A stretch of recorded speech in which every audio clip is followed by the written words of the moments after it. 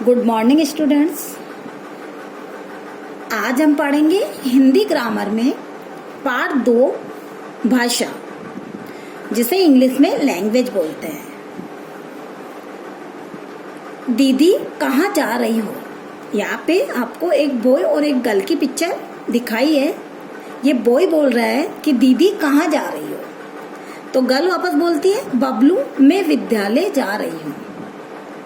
बच्चा पूछ रहा है कि दीदी आप कहाँ जा रही हो, तो वापस दीदी ने जवाब दिया है कि बबलू मैं विद्यालय जा रही हूँ। वापस लड़का पूछता है दीदी मैं भी विद्यालय जा रहा हूँ, कि दीदी मैं भी विद्यालय जा रहा हूँ।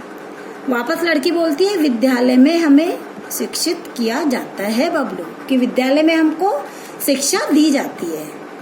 तो यहाँ पे एक दूसरे से बात कर रहे हैं दोनों।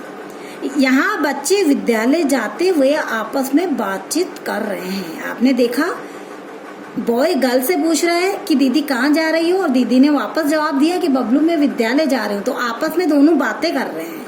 ये आपस में बोलकर बात कर रहे हैं और सुनकर समझ रहे हैं, और ये बात भी कर रहे हैं और सुन भी रहे हैं उसको, और सुनकर समझ भी रहे हैं। जैसे बॉय ने पूछा कि दीदी कहाँ जा रही हो, तो गर्ल ने वापस उत्तर दिया कि बबलू मैं विद्यालय जा रही हूँ। मतलब इन्होंने गर्ल्स ने सुना और समझा और फिर उसका उत्तर दिया है। तो आपको समझ में आई भाषा किसे कहते हैं? जो हम बोलते हैं और उसको सुनकर समझते हैं उसको भाषा कहते हैं।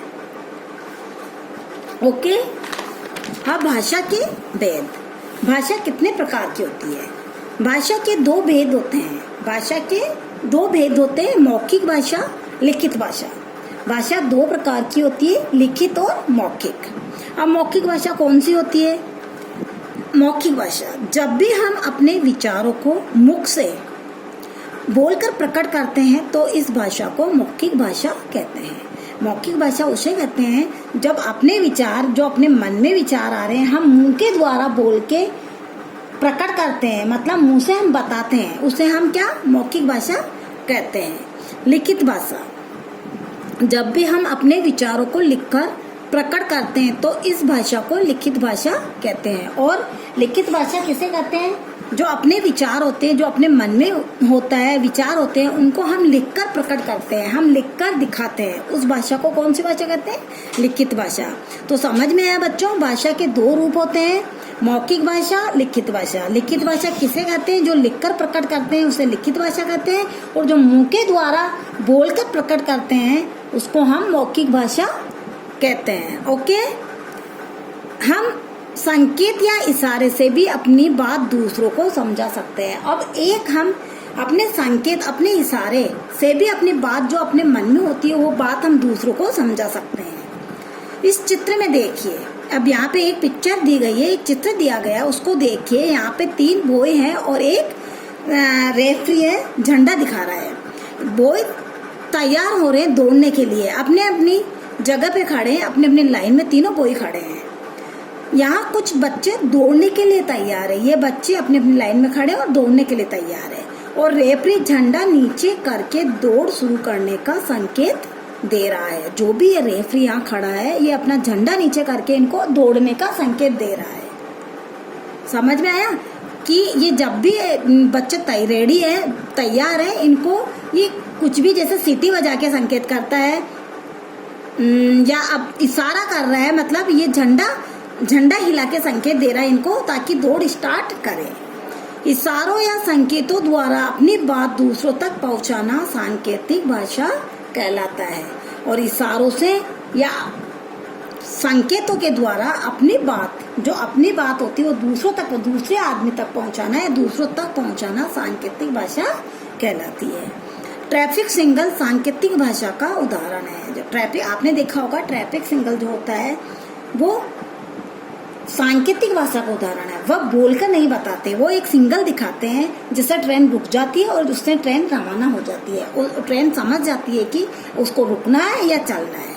तो वो इशारों की जो भाषा होती है उसको सांकेतिक भाषा कहते हैं। भारत की राष्ट्रीय भाषा हिंदी है। भारत की राष्ट्रीय भाषा कौन सी है? हिंदी। यह आपको याद रखना है, भारत की राष्ट्रीय भाषा हिंदी है। इसके अतिरिक्त भी हमारे देश में अनेक भाषाएं बोली, लिखी और समझी जाती है। इनके अलावा भी हमारे देश में बहुत सी भाषा बोली जाती है और लिखी और समझी जाती है। हमारे देश में विभिन्न लोग भिन्न भिन्न भाषाएं बोलते हैं।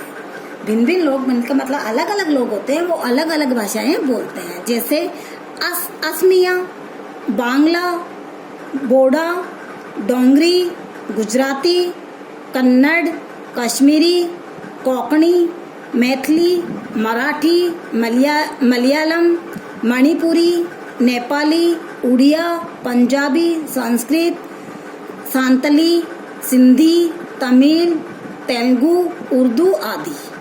ये हमारे देश में अलग अलग लोग अलग अलग भाषाएं बोलते हैं। इतनी सारी भाषाएं हमारे देश में बोली जाती है।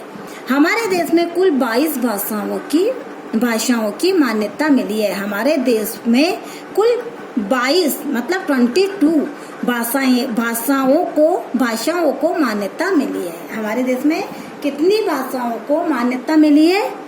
22 को। ये आपको याद रखना है। ओके, समझ में आया बच्चों? Thank you.